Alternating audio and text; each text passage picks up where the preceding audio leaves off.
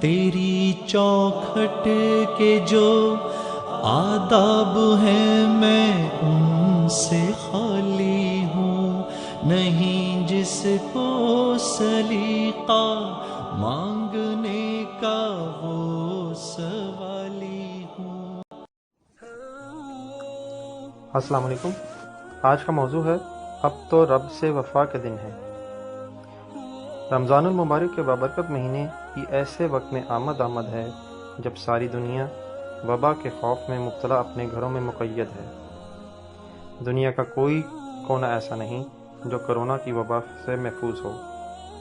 ہر طرف بیماری اور موت اپنے بے رحم پنجے گاڑے ہوئے انسانوں کی بے بسی کا مذاق اڑا رہی ہے، اور ساتھ ہی حضرت انسان کو اس کی اوقات یاد دلا رہی ہے۔ اب تک دنیا بھر میں لاکھوں لوگ اس مرض میں مبتلا ہو چکے ہیں اور 1 لاکھ سے زیادہ انسان اپنی زندگی کی بازی ہار چکے ہیں۔ ایسے مایوسی اور نا امیدی کے دنوں میں ہم مسلمانوں کی زندگی میں ماہ رمضان ایک امید کا پیغام بن کر آیا ہے۔ یہ مہینہ اللہ تعالیٰ کے خاص فضل و کرم کی نشانی ہے جو ہمیں اپنے سال کی 11 ماہ کی کوتاہیوں، ندامتوں کو سدھارنے کا ایک دفعہ پھر سے سنبھل جانے اور اللہ کے حضور سجدہ ریز ہونے کا درس دیتا ہے۔ ماہ رمضان اللہ تعالیٰ کا مہینہ ہے، بہت ہی بابرکت اور فضیلت والا، روزوں کی فرضیت، صبر و شکر اور عبادت کا مہینہ ہے۔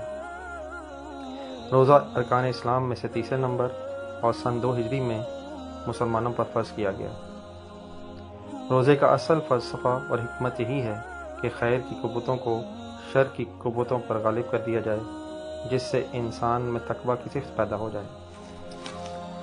زندگی کے راستوں پر کانٹوں سے اپنے دامن کو بچاتے ہوئے چلنا تقویٰ ہے، اور یہی تقویٰ پیدا کرنے کے لیے اللہ تعالیٰ نے روزے فرض کیے ہیں۔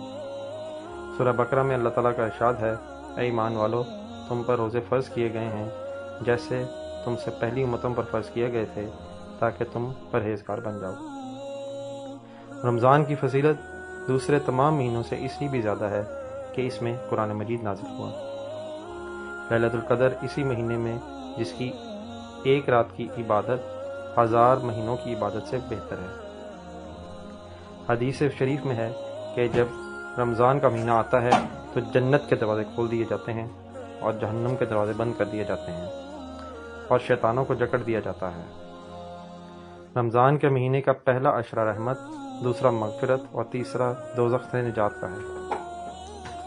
حضرت ابو ہریرہ رضی اللہ عنہ سے روایت ہے کہ آپ صلی اللہ علیہ وسلم نے فرمایا کہ جس نے ایمان کے ساتھ ثواب کی نیت سے رمضان کی راتوں میں قیام کیا تو اس کے پچھلے سارے گناہ معاف کر دیے جائیں گے۔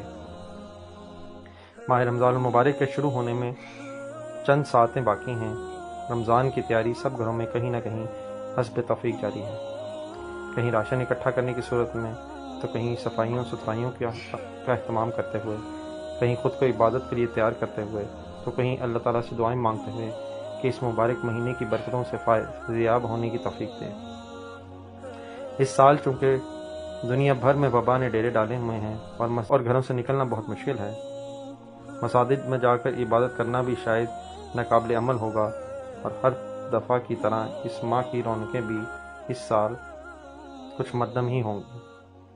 ایسے میں یہ مہینہ ایک بالکل مختلف انداز میں ہمارے سامنے ہوگا، لیکن اگر دوسری طرف دیکھا جائے تو دنیا کے جھمیلوں میں مصروف، وقت کی قلت کا شکوہ کرنے والے ہم لوگ، جن کو فرصت کے لمحات پہلے میسر نہیں تھے، آج کل میسر ہیں، وہ اس سے پہلے کبھی نہیں تھے۔